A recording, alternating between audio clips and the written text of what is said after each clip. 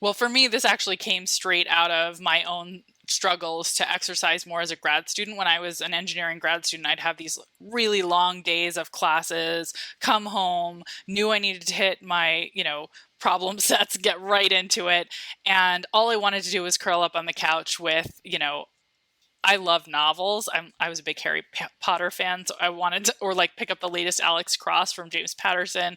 I'm a big fan of page turners, but that was not productive. I was an athlete all throughout my childhood and played varsity tennis in college. So athletics are really important to me, and I basically sort of a mess if I'm not exercising, like just an emotional mess. And I knew that, but I couldn't motivate myself to get to the gym at the end of the long day. I just wanted to indulge, and I couldn't motivate myself to do my problem sets. I was spending all this time on fiction. And so I realized, oh, like maybe I could solve these problems logically. What if I only let myself read the next pages of my page turner while I'm exercising? And that just was like this magic cure for me. Suddenly I would find myself craving trips to the gym at the end of a long day. I'd get in a great workout. I enjoyed it because time would fly, and I didn't even feel guilty reading the novel suddenly because I was doing it to get to the gym. And then I'd get home and I was totally ready to work. This episode is brought to you by our sponsor, the Dot Store Domains, where you can get your own custom .store domain to set up your own site to sell products or services. Different from any other .com, .net, or other extension, the .store domain really gives your customers a destination to shop for your stuff. Think about your domain name, .store. It instantly tells people your website has a store, and so your URL does a lot of the marketing and work for you. I tried it out myself and set up my own .store with Behind the Brand. It's behindthebrand.store. And you can find some of your favorite books from authors that I love and have also had on the show who've been here and gracious enough to give us their books at a super great price, even better than you get on Amazon. This is for a limited time, so you might want to check it out.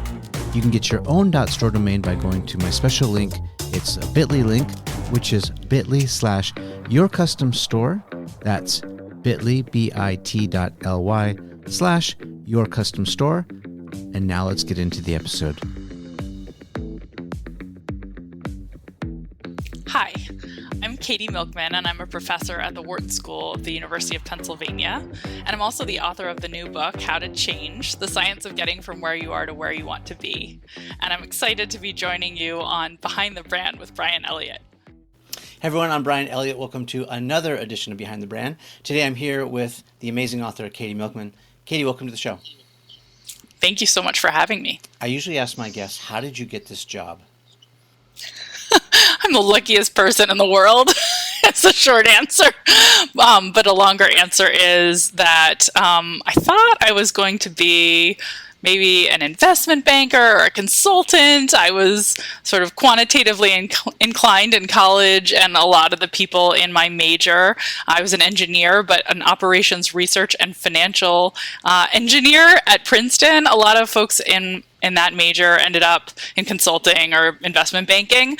And then I got my hooks in research. And when I was a junior in college, I did a little bit of research, and I was just so into it. By my senior year, I discovered the magic of it when I did a thesis that was required. And for my senior thesis, I analyzed a decade of New Yorker short stories to try to figure out whether or not stories were actually about characters who resembled their authors, and whether or not editorial shifts at the magazine changed the type of fiction they published. And it was so exciting. I just loved everything about crunching the data, knowing the answer to these questions I was intrigued about before anyone else in the world.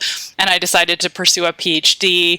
And then sort of the rest was just a trajectory that it set me on to become an academic. And I feel so lucky that I have the amazing job I do, and I get to wake up every day and answer questions with data and talk to brilliant people and share my findings with students and reporters, and it's just the best job.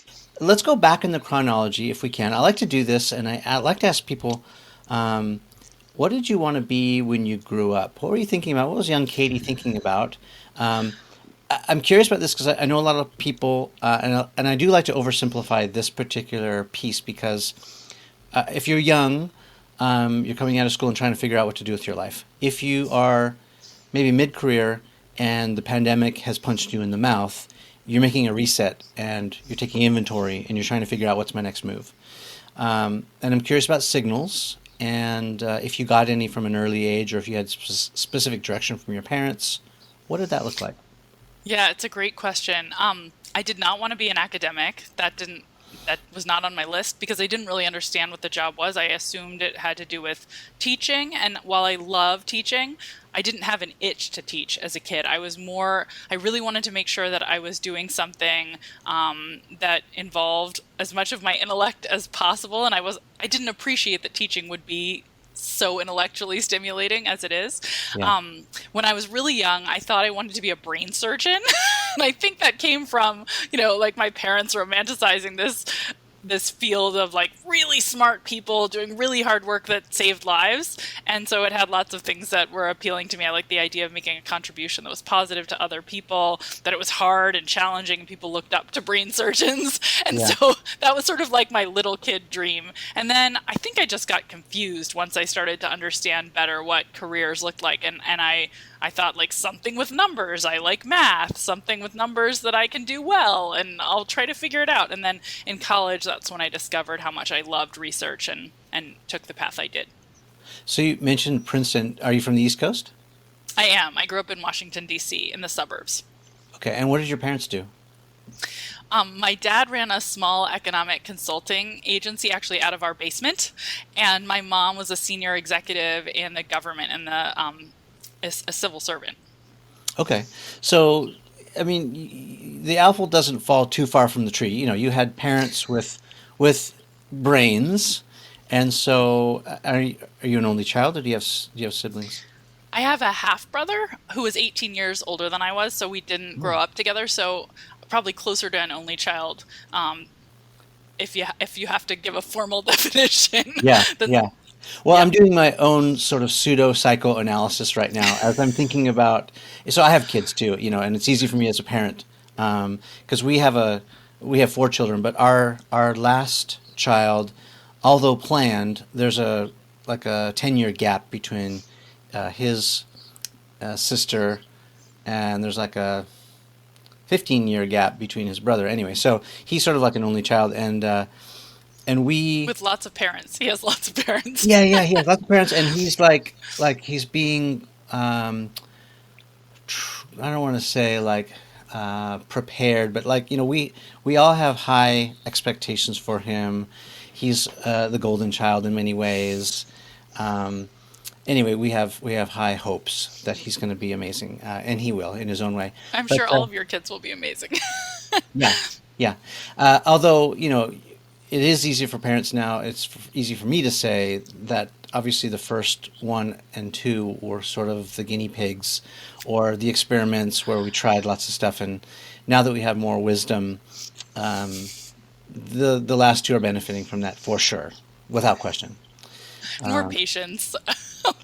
I have yeah. a 5-year-old, so I can imagine how, that experience would help you grow as a parent. Yes. Yes. Yeah. The 5-second rule when food falls on the ground is much longer. It's more like a 25-second rule and things like that. But yeah. So that's excellent. Okay. So your parents, did they give you like any direction? Did they steer you in one particular way? Did they say brain surgeon sounds great, keep that up, or you should try music, or Yeah, that's interesting. They definitely wanted me to do something that used uh, my skills in math. So I was very good at math from a young age. I mean, not very good. I wasn't I yeah, wasn't a prodigy, but I tested well in math. yeah, And my dad's father had been a mathematician, so there was you know, a romance with numbers and a belief that that was hmm a really important set of skills. They were excited about that. They thought a woman pursuing something mathematical would be great. My half brother had chosen to be a musician and had had a tough time. It's a tough field. And I think they wanted to see me do something practical that I loved hmm and where it would be easier to find a job. So I would say that was as much direction probably as they gave me. But that's a lot of direction. And then they were supportive of lots of different possibilities and wanted me to explore and yeah. figure out what I liked. So you were sort of heading towards engineering as well at one point. So how did you choose? I guess let's distill some wisdom for people who are trying to figure out what they should do. Did you have signals?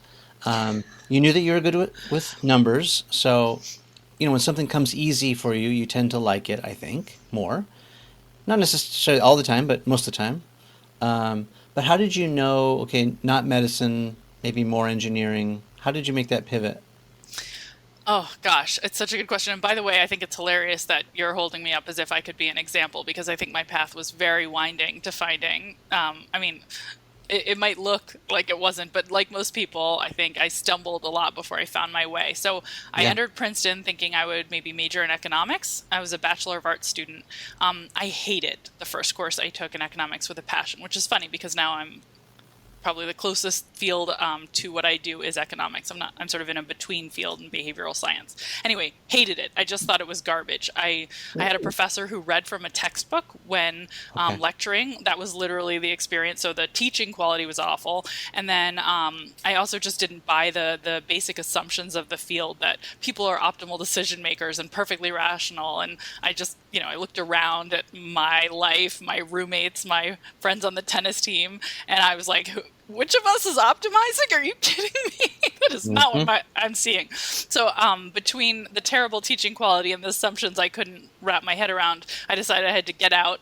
And I actually decided to go to summer school so I could switch and become an engineer. And the reason I settled on engineering was that I had a roommate who was an engineer, and I was sort of looking over her shoulder at the course catalog and thinking, wow, this looks really interesting and useful. She was taking classes on things like transportation systems and e-commerce. And I was like, I could be really interested in that. She's taking computer programming. So I decided to copy what she was doing. And I went to summer school, switched and became an engineer. And then, of course, now I'm a behavioral scientist, more somewhere in between economics and psychology. But it took me until graduate school in engineering to find my way back to what it turns out I love. Okay, but maybe here's the lesson, right? So a lot of us, especially those who are perfectionists or have those tendencies, or we want to have it all figured out in advance. We don't like uncertainty. The message continues to be, and this is a theme I would say 100% of the time that I talk to smart people who are successful, or at least doing what they love. It is not a straight line from A to B or C to D or to Z. Um, you had to try on several things to see if they fit, and at first they didn't, and then alas, you sort of came back full circle, which is another lesson, which is remember that sometimes it's about timing, or it's about people, or about you know whatever the circumstance. So it reminds me of a lesson I've learned several times, which is just because you failed today doesn't mean you're going to fail tomorrow. The opposite is true. Just because you succeeded this time doesn't mean your next project's going to succeed. Nothing is guaranteed like that. And so it's great to hear that you recognize that it was just the teacher, not the particular subject that you hated as much. It seems like you give it another shot, and then that helped you pivot and really find your stride. Absolutely, and I do think so much of. Well, I mean, there's a lot of luck in life, but there's Mhm. also a lot of power in making your own luck by exploring. I think too often when I'm a college professor now, so I see a lot of undergraduates trying to find themselves. And one of the things that I think is most important is that they explore, Yeah. because sometimes something sounds on paper like it won't be a fit, but then it really can click in a magical way once you get into it. And the more you experiment and explore, the more you can discover what makes you tick, and you're going to be great at what makes you tick, as opposed to something you're sort of accepting as your path. Yeah, I mean, if we haven't overstated it, sometimes this process of elimination to find out what you don't like doing, or what doesn't resonate with you or doesn't light you up is just as important as what does, right? Um, Absolutely. I mean, if you think about medicine, modern medicine, this is the way medicine is done. It's intelligent guessing. Okay, maybe it's not this. Let's try. Okay, you're right. You don't have this. Now let's figure out what else A it's little not. calibration. Yeah, yeah. Um, a little zing to the medical field, but Well, I think most fields, anytime we're trying to solve, there's a lot of guess and check. and Yes. calibrate. Yeah, and we're glad that there is, right? Because I was talking to someone the other day who I'm mentoring, and she's graduating college, and I could tell she was looking at me like, "Wow, I wish I had your experience." And I just had to stop her and say, "Okay, so you know that the only way to get experience is by doing stuff and making mistakes. And then those mistakes, if you can learn from them, they become experience. And that experience then translates into wisdom. And then when you have wisdom, you can make better choices. But it's just, rinse, wash, rinse, repeat. And the only way to get what I've got is just to do the work for 20 years. So don't sweat Great it. advice. Sounds like you're a great mentor. Um, I don't know. I'll let other people be the judge of that. But I think what I do have is I have empathy because I remember what it was like, um, and often remember and reminded what it's like to be a new learner, to be a total amateur. Because I'm not someone who, and it's taken some time to get this way, but I don't feel uncomfortable being uncomfortable. I'm willing to put Mm. myself out there with the caveat that I can come back and play another day if I fail. I tend not to do stuff that is all your chips in on, 13 black, roll the dice, win or lose. I don't do that. To me, it's too risky. I love that. It makes me think of this study by Ting Zhang, who's a professor at Harvard Business School, looking at how valuable it can be to try to empathize with somebody who's a novice when you're experienced and you're trying to coach them and give advice. I love that that's your natural go-to. It's really important. So Not everyone talking, does think like that. well, and yeah, yeah, I mean, I could go on, but I'm curious more about being an academic. And let's face it, there's a lot of criticism, and rightly so, towards academics these days because um, a lot of schools or teachers, we're in pursuit of the grade and not particularly focus as much on the learning, perhaps. Um, and we see it, coming out after graduation, getting into the work field. It's like, all right, you have a lot of book knowledge. You're good at taking tests, but you have no real skills. Um, what was so attractive about teaching and writing and the research that you're doing now? What is it about that? Well, the part of academia I'm in is sort of the antithesis of everything you just said because I work in business academia. And in business schools, our mission is really to be as connected to applied settings as possible while still having a basis in data and science.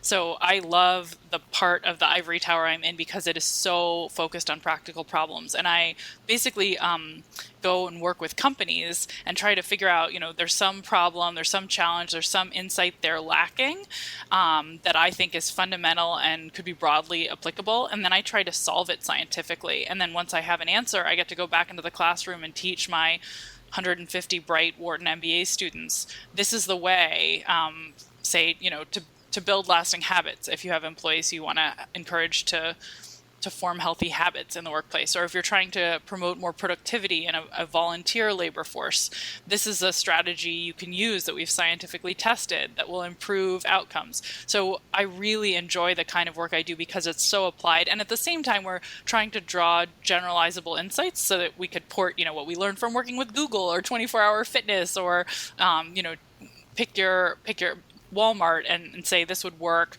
in other organizations too. It's not something really specific about their location or their customers or their employees, but we're learning an insight about the world, and it's a really practical one. So I love that aspect of academia, and I don't think the students in MBA programs, for the most part, are chasing grades. They're sort of past that point in their lives. So I'm lucky to be teaching in a place where it's really a desire to figure out, can you give me insights that I can take with me when I'm going to be an entrepreneur or a banker or a consultant or some other type of organizational leader that I can use. That's what they're looking for, and connections and network. So I think I landed in a really lovely part of academia given my interests. So you've written a book with a title that is potentially polarizing. I mean, you can you can say lots of different words, but when you say the word change, some of us, I don't know, maybe it's me. Maybe I should be more self-aware. Change is not easy, right? And not everyone loves change. But you've written this book, How to Change. You've thrown down the gauntlet. It's like, okay, let's do this. What went into? I'm curious about what went into the title. Did you have any consideration for the pushback this might get, and did you do it on purpose? There was no question that the book was going to be sort of everything I knew about the science of behavior change. Yeah. So there were other titles we toyed with, like Change for Good or Change, and then we ended up with How to Change. But there was no question it was going to be about change, because that's what I study and what I felt compelled to write a book about, what I felt I could contribute to the world that would be useful. So I'm not sure any of those alternative titles would have been any less provocative.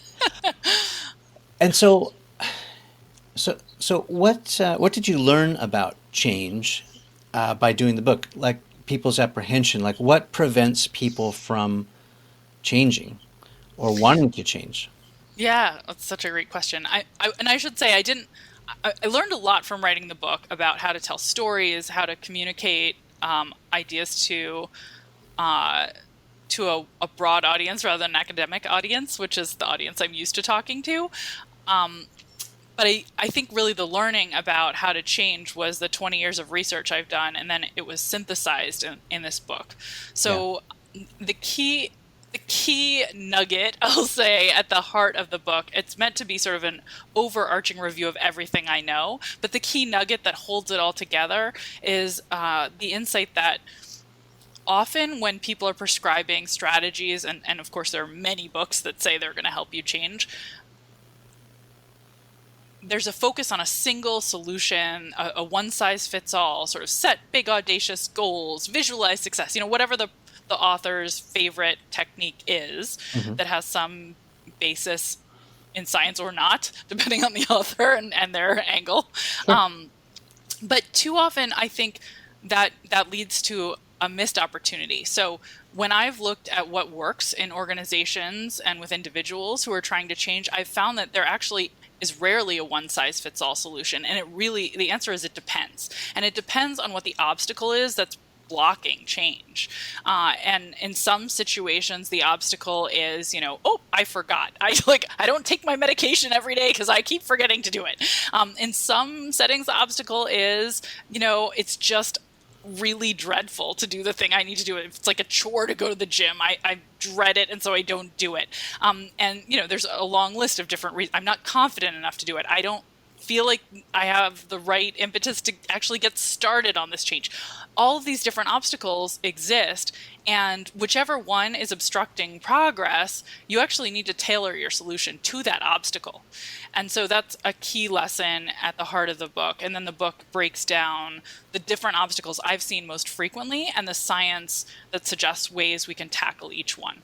And it's not that like you have only one. Most people have a few things that are probably working against change, and they might need a recipe that includes a few ingredients. But it tries to be a little bit more sophisticated and thoughtful about the individual, and hopefully that'll be helpful for lots of readers. Before I ask you to unpack that more and break down like some practical stuff, some tips, did you find that people had trouble recognizing the need for change? Oh, that's interesting. I would say generally no. I think one of the most interesting things about talking about behavior change is that there's some place in everyone's life where they'd like to get better. So, even the person you most admire, there's something they're working to change, whether it's, holding their temper with their kids or spending too much time on social media, right? Whatever it is, we all have something. Maybe some of us have more momentous things we want to change than others. But everybody's striving. That's almost part of being human, is to be working towards some goal, some aspiration to be better. I agree. And I don't mean to split hairs on this, but I guess the example that I was thinking in my mind was last year I worked with a client who was great, but also a savage. And it was very difficult to work with him because he was the most narcissistic person I've ever met. And I'm sure he had lots of like, I want to improve this in my life stuff, but like, not being as narcissistic was not one of them. But Mm. in my mind, is like, bro, this is like priority one. Like, you think the world revolves around you, and this is a problem. It's like, he just could not recognize it. Almost like to the point, the emperor has no clothes. That story, marching around with no clothes on, and it's like it was really brutal. Ooh. Um, and so, as much as you know, maybe you can't see it. Did you encounter any of that at all, or is it just you have to be self-actualized and then be willing to do it? No, absolutely. I think it's absolutely true that while everyone has something they're aspiring to be better at, it may not be the thing they should be aspiring to be better at. That's certainly true. Self-awareness is not a trait that everyone has. Yeah. What I'll say, the book has sort of two ways of dealing with that. The first way is it's really written for the reader who has one of two goals. One is they want to change themselves and they have some objective in mind. It's not going to help your client figure out that he's a narcissist and that should be his goal to change. It's going to help him probably if he reads it, hopefully, fix whatever it is that he has settled upon as his biggest problem. So angle one is the person who has something they've already decided to change, and they can go and tackle it with the book. The second angle, though, is actually the outsider, the coach, the teacher, the manager, the consultant who sees an opportunity to help someone else change, or some set of people, an organization maybe. Yeah.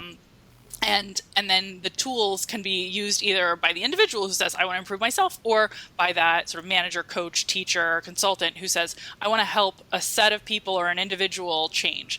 And then you would be able to use it, right, to say like, okay, I see what the problem is that I want to change. I'd like this person to be less of a narcissist, and I can see some of the obstacles to that, and I'm going to use the tools and the insights in this book and the science in this book to help. So it has those two audiences, and Yeah. happily I think it's pretty easy to transition between the two because all of the science really lends itself nicely to either angle. Yeah. So the criteria is that that person or organization must be willing or open-minded enough to want to change. So, I'll just give you a gift right here and now on this show, which is, Katie, your next book will be titled "How to Get Other People to Change," and you can write that book, and I give it to you royalty free. It's my gift to you. Okay, well now I'm going to plug a different person's book because I think that book has already been written by a dear friend and someone who I think, anyway, everyone would love to read the book if they haven't yet, and that's Robert Cialdini. His book Influence: The Power of Persuasion Mm. is absolutely brilliant, and actually a new edition of it is coming out on the same day as my book, May 4th. So we're book buddies, and his book is really about how do you change, how do you influence someone to make a different decision, right? And my book is more, I want to change, or I see a way to help someone change, and I'm gonna facilitate it. So I Yeah, think they go together very nicely. I love it, and I love that you want to help friends. I think that's really Well, it's a nice. great book. Yeah. Well, I mean, that helps. When you were saying that, I thought, oh yeah, there's Robert Greene's book, The 48 Laws, whatever. Anyway, I'm sort of, There are a lot of great books, actually, I think that can fill. But anyway, yeah, I would pick Bob Cialdini's. yeah, I'm teasing you a little bit. Okay, so let's go back to practical tips that people can use to change. Um, can you unpack that last thought a little bit more and maybe walk through? So we identified some areas you might want to change. It could be your personality. It could be, you want to grow professionally in some direction. Let's give some context with that and then teach us how to do it. Yeah. Okay. Well, so the first thing you have to do is really understand why you're struggling to make progress on that dimension. So the natural opening chapter of the book is about when to change. So say that you have decided you would like to change, but you haven't quite gotten up the energy to start. So you have to sort of, you need some launch pad. What's going to get Hmm. you over the hump to actually take it to the next level from an abstract idea to an action. So I've written about some work I did on what I call the fresh start effect. When there's a moment in your life that feels like a breaking point between chapters. And it turns out, by the way we think about time in our lives is as if we are characters in a novel, and there are chapters separating, the college years, the consulting years, the years hosting behind the brand, sort of depending on your life. Whenever you open a new chapter, and it can be, by the way, as small as the start of a week, or more momentous, like celebrating a birthday, starting a new year, starting a new job, moving to a new city or home. All those moments make us feel like we have a fresh start and a clean slate, because we have this new beginning in our lives. Whatever wasn't working for us before, we sort of think, that was the old me, and this is the new me, and the new me can do it. And we also tend to step back and think bigger picture at those moments, because they're breaking points, and they just cause us to sort of step back from the mundane of every day and think about our goals. Those are really good moments to kickstart change. And so the first sort of lesson is think about when is going to be a moment that's motivating. Maybe it's already with you, and that's why you picked up the book in the first place, but maybe you're just thinking, I have an inkling I might want to change, and you have to figure out when. And one of those moments can do it. So a follow-up question is, I know instinctually, or at least from experience, that when I am starving, I should not go to the grocery store. That is a bad time to go shopping. It's true. You want to know the nerd term for that? Yeah. It's called the hot-cold empathy gap, or projection bias. And it's right, because if you're starving, you're going to buy too much junk food, because you'll project that you're always going to be this hungry and buy all of the Cheetos. Yeah, or, if I just broke up with my girlfriend, I shouldn't go, on a shopping spree, whatever. So my question really with context is, if I've had sort of trauma or something traumatic, life-changing, is this the time to be making big decisions? Is this the time to capitalize on that, like time for a fresh start? Or should I pause and sort of let the dust settle a little bit before I start? That's a really great question. Yeah, and that I've written about this a little bit with Jack Saul, is a professor at Duke, and what we call is we talk about being decision ready. Are you sort of in a state of mind where you really feel like you can step back and reflect and be calm, cool, and collected, and at your best for making whatever plans or decisions that you face? And it could be, time pressure that means you're not decision ready, fatigue, or emotional trauma, all of those things. Yeah. Finances? All of those things. Yeah, your finances are a mess. All of those things are a red flag on making a really big decision that has major consequences. So, if all you're trying to do is like get into a gym routine or something, I wouldn't say I've got to caution you against that at this moment. But if it's a bigger life decision, like I want to pivot to a new career, or moving to a new city, or spending time with a different group of friends, or making a major financial investment, then those moments when you're in a hot state, you're probably not decision ready. And so it's not a good idea. Okay. Great. Carry on then. Okay, so, all right. So I talked a little bit about the fresh start effect. So that's sort of the getting started problem. Let me move to one of my other favorite mistakes people make when they're trying to change. And it's probably one of my favorites because I make it so often. And that is that it's really common when you have some big new ambition, some big new goal, to think, just as Nike has taught us to, I'm going to just do it. Like, let me find the most effective way to push through to this new goal and go for it that way. Whether it's, and I use a lot of gym examples because I think of that as like everybody can relate to like trying to build a workout routine, but you can port this to anything. So say you want to start an exercise habit, you walk into the gym and you're like, let me find the most intense workout that will get me to my goal. I'm going to do, the Stairmaster as hard as I can. That's a really common decision that people would make. It turns out that a better way to approach a big new goal and try to figure out what to do first is actually to try to figure out how to do it in the way that's most fun. And the reason for that is a lot of us don't achieve our goals, not all of us, but a lot of goals we don't achieve because they feel like a chore. And we tend to overweight how unpleasant it is to do the thing, to eat the healthy food, make the grit through working on the new project proposal, work out on the Stairmaster. We focus on that immediate gratification. And if it's not feeling good, we don't persist. Mm-hmm. So if we can find ways to pursue our goals that actually feel good in the moment, that are fun, we're much more likely to persist. I think this is a really important insight because it's intuitive at some level, but most of us still don't do it the right way. So if you go to the gym and you do Zumba, you're going to have a great time and you're much more likely to come back because that wasn't an aversive experience. And in the long run, we tend to overweight those immediate experiences. It's what leads us to say, I don't really want to go to the gym. I'm going to sit on the couch. That Stairmaster sounds bad in the heat of the moment, even though we want to build that routine. So making it fun is critically important. And I wrote about some of my research on one way to do that, which I call temptation bundling. And I'm happy to talk more about that or go somewhere else. So let me pause for a second and see if you want to get a word in edgewise. Yeah, I want to hear about the temptation bundling. That sounds fascinating. But what do you do when, let's go back to me, for example, in my college math class. Absolutely hated it because I wasn't great at math. But like, if I had the goal to be an engineer, I have to do math, right? So how do you push through the things that are not that fun to get to the reward that you actually want? That's a fantastic question. Okay, but I'm going to turn it around on you. Okay. Because Socratic method and all. How could you imagine making it more fun to do an unpleasant math class? What could you do that would make it more fun when you're doing your problem sets? I literally cannot think of any way to make math fun. I mean, actually, when I was a kid, learning basic arithmetic and whatnot, we had a computer, and I did these computer games, and that was actually pretty fun. Like I would blast the numbers, and and I got quite good at memorizing my multiplication tables that way.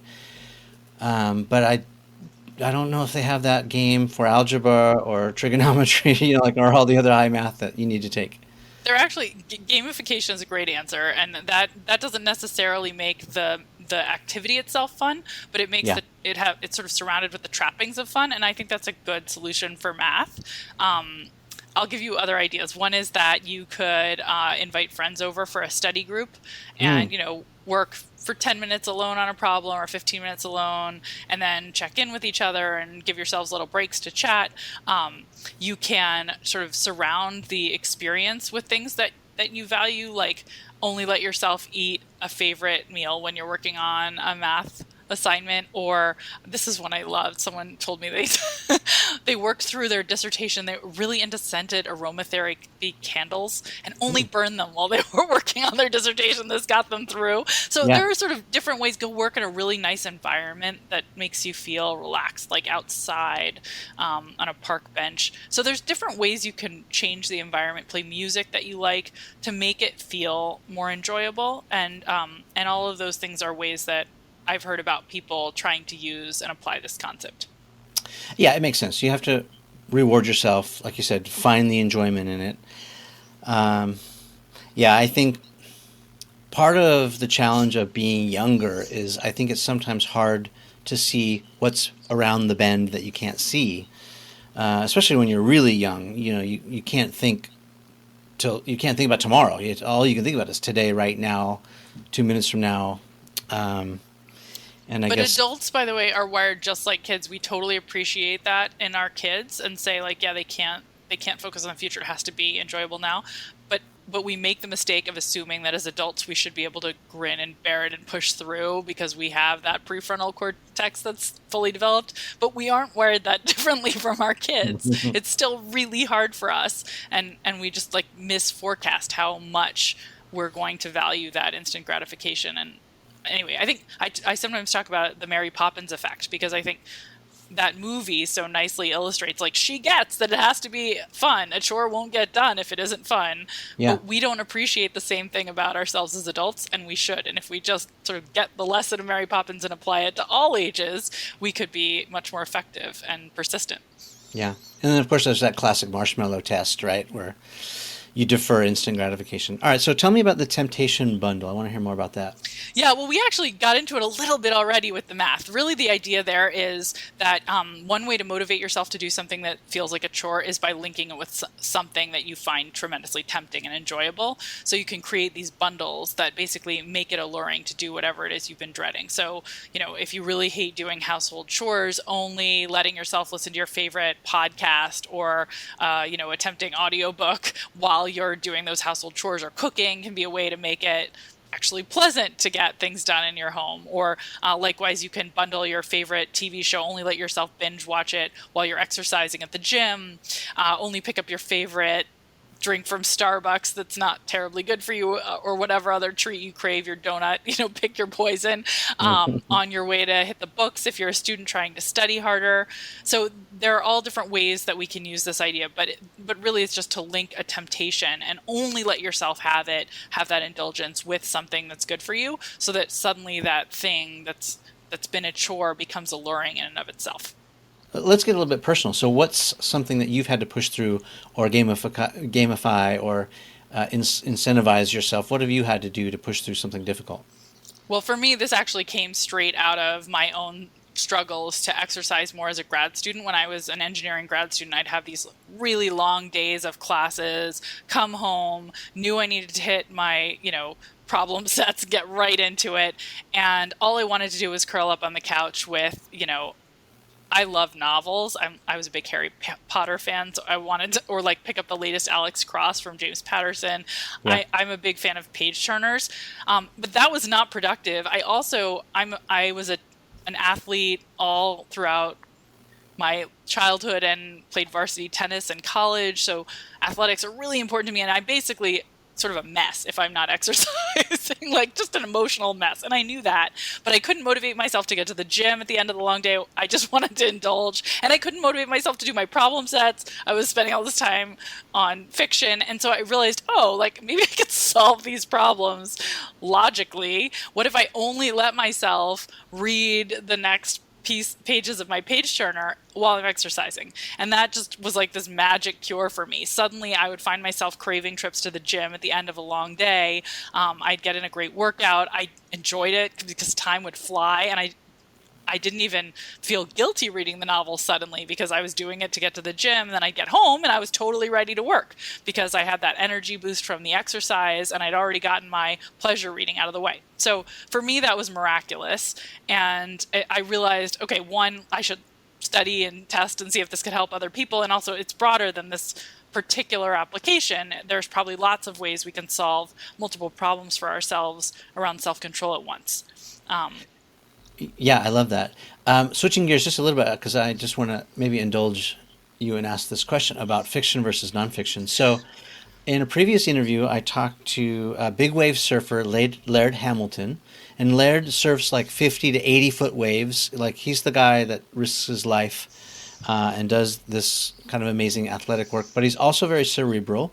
And he and I both, there's a little Venn diagram that we both enjoy reading, but we enjoy reading nonfiction more than we enjoy reading fiction. And because I said it feels indulgent.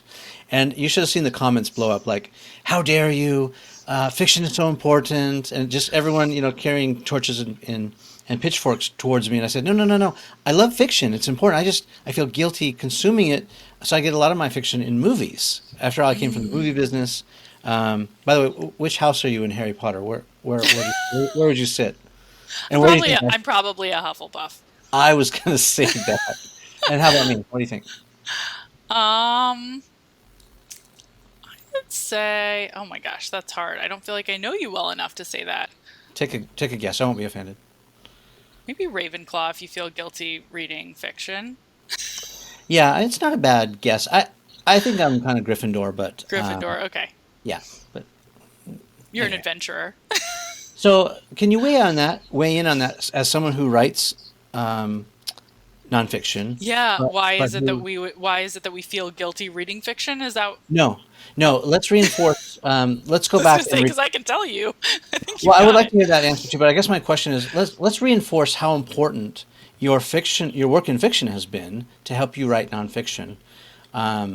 In some ways, I want to go back and do some damage control, but no, I also, as someone who writes a lot, I want to hear that from your perspective. Like, how important is fiction? I just finished watching, for example, the Hemingway documentary on PBS with Ken Burns and Lynn Novick. It's brilliant. Oh, wonderful. So good. I mean, I love fiction. going back to the start of this interview, I was telling you about how as an undergraduate, actually that was an example of temptation bundling. I had to write this thesis for my engineering major, and I was like, how can I read fiction for this thesis? I know, I'll read a decade of New Yorker fiction and I'll statistically analyze it. I found a way to connect this thing I loved, and just like, again, then I bundled fiction with exercise. So I obviously love it. It turns out, I do think it is incredibly important, because if we want to communicate effectively with other people, we have to have empathy, and fiction teaches us empathy. And it also is the case that whether we want to communicate about stories of things that happened that have lessons in them, or when we want to communicate about science, we need to make it matter to people. There's research showing that, for instance, if you communicate about a single identifiable victim who's experienced something, you can raise money more successfully for a charity that would help them than if you talk about all of the people who have been impacted by this incident, right? So starvation, for instance, if you talk about all the people starving, that's not nearly as impactful as telling the story of one person who's starving, because of the way we connect with stories, and we learn through stories too. And so when I wrote my book and wanted to sit down and communicate all of the science about how to change, I realized for anyone to not be bored to tears, of course, and to really internalize the lessons and remember them, I needed stories that would bring them to life. And so I think fiction is wonderful. It gives us empathy for other people's experiences, but it teaches us also how to weave the stories and the narratives that will allow us to communicate about anything. Yeah, I agree. As you were saying that, I was also thinking about, well, several of my favorite movies, but also Joseph Campbell, and, fiction also helps us use metaphors and analogies and allegories, which is really just a clever and creative way to hold up a mirror to either ourselves or society, and talk about subjects, even thinking about Shakespeare and his commentary on human behavior, and on life in general. It's so interesting. So much can be learned, right? Oh my gosh, absolutely. And, as a behavioral scientist, right, like, so many of the insights that we write about and that we study scientifically are right there in fiction, in Shakespeare and Jane Austen, right? It's all in there. And then we're just sort of like, I see they've noticed this peculiarity about human nature, given it to this character, and then we study it and say, it's a systematic feature of human behavior, and that's why it's so compelling when this character exacerbates it, or when this character exhibits it in an extreme, because we recognize ourselves in them. And maybe this is a lesson for our friends who have products or services, in the same way that you took a lot of research, which could have been probably a 900-page textbook, and you turned it into a very entertaining nonfiction book that's meant to educate. We can tell stories in that way, in a very interesting and unique way. And it doesn't have to be about features and benefits or the technicalities. It can be sort of more case study driven or more story driven. This show is also called Behind the Brand, so I'm curious, and I like to ask my guests about their personal brand. So what is the Katie Milkman brand? And let's also talk about what you think a brand is and the purpose. Oh, that's interesting. Well, first, my husband will laugh that you said I had a personal brand, because he will laugh. But I love that. I love the question. Wait, I need to know what's the context behind it. What's the inside joke?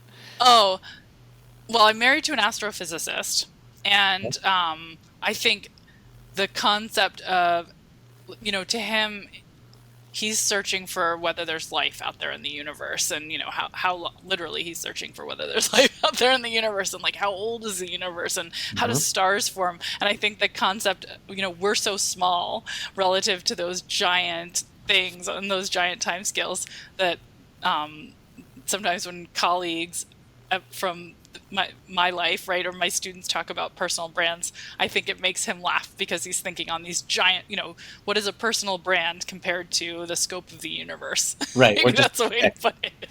Anyway, so he'll appreciate that. Okay, so what is my personal brand? Well, I hope that what I'm doing, and that what people recognize in what I'm doing, both in this book and a podcast I host called Choiceology, is communicating about useful science that's also really fundamentally interesting and doesn't have a no duh flavor. So I do think, some science, you read it and you say like, I didn't need to read the science to know that. But I hope there's an insight that wouldn't have come naturally to people and that can make their lives better. So when I'm communicating about science, I hope that that's my brand, that it's engaging, it's interesting, and it sparks something that you wouldn't have realized otherwise. And you see how we got there. So I do like to explain what was the experiment that was done to test whether or not this is true. So you can see for yourself and evaluate for yourself. Oh, first of all, that's a really interesting and clever way to test it. Gives me other interesting ideas about the world. And second, I can sort of, do I buy it? Do I think it'll work for me given how it's been tested? And then the other part of my brand, I am a practicing scientist. I run a center at the University of Pennsylvania called the Behavior Change for Good Initiative, where we're trying to do some of the most innovative work out there on the science of behavior change. We're doing massive experiments in partnership with some of the world's largest organizations to try to figure out how to help people save more, how to help them eat healthier and exercise more regularly and study more effectively. And so probably more important than my brand as a communicator to me is my brand as a scientist doing research that hopefully will make the world a better place and that will outlive me in its impact. I love that. I love that you have it so articulate and succinct. It's great. A follow-up to that, 2 questions. One is, what's one thing while writing the book that you were really surprised to learn? And then the second question that I'll leave you to sort of marinate on while you're giving that answer is, what is something that you believed maybe 5 years ago? You can determine the actual timestamp, but years ago that you no longer believe, something you held on to as a belief 5 years ago that you now has been myth busted, or you don't believe that anymore. Can they be the same answer? Sure. Is that You can okay? try. You can try me.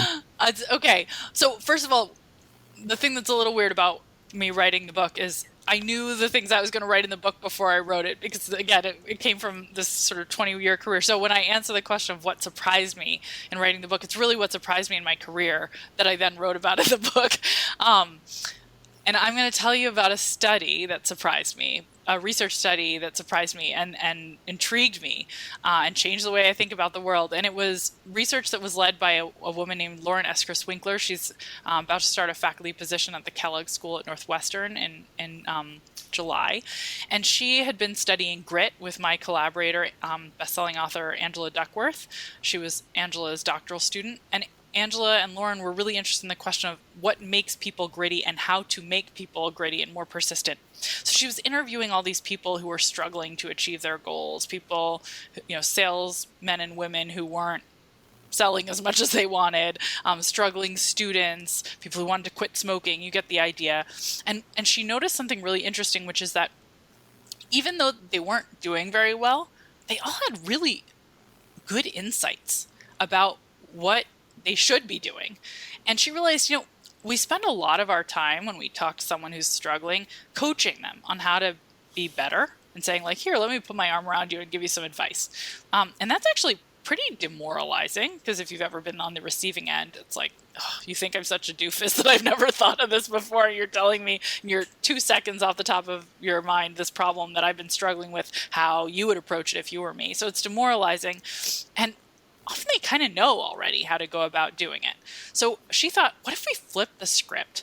What if instead of giving people advice, we actually asked people who were trying to achieve more if they could coach someone else? And maybe that would actually be really effective, because maybe it would boost their confidence. Suddenly they'd realize, somebody's looking up to me and thinks I know what I'm talking about. So anyone who's struggling with that confidence obstacle might suddenly feel, okay, maybe I've got what it takes.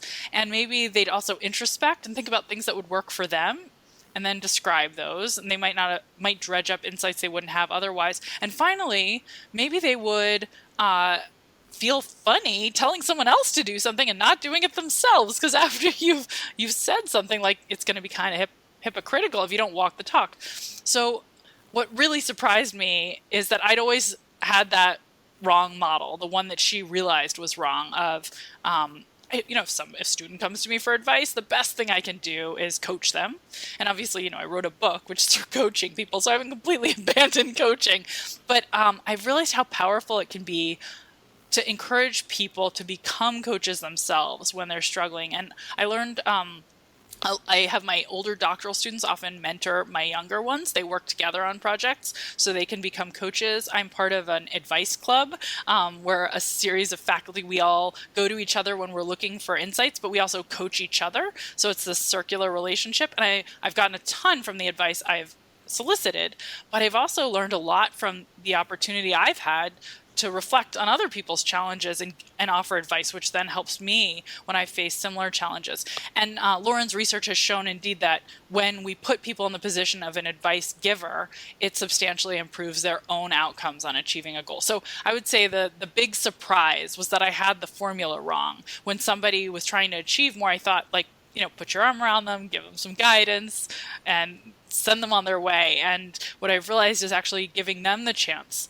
to dredge up those insights and to mentor others can be a really powerful approach too. And that often the insight is inside and it just needs to be brought out, and the confidence needs to be boosted through that kind of experience. And of course, Alcoholics Anonymous and the sponsorship program is one example, but many organizations sort of know this intuitively and are using this. Brilliant. My mind is going, it's also kind of the Socratic method too, right? Exactly. It absolutely is, right? It's like when you hear some of these things, you're like, oh, okay, it makes sense. It's not like a totally out of the blue crazy idea, but we hadn't applied it in quite the right way. Yeah, it's just another reminder that everything and nothing has changed, right? Thousands of years. We're still grappling with basically the same things. Absolutely. I mean, we were just sitting back, chopping it up, reminiscing about the good old days and all that.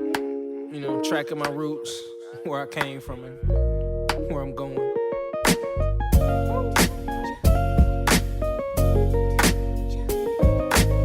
But like I say, man, always said it. It's not about the destination. No. It's all about the journey. Ain't nothing changed but the weather.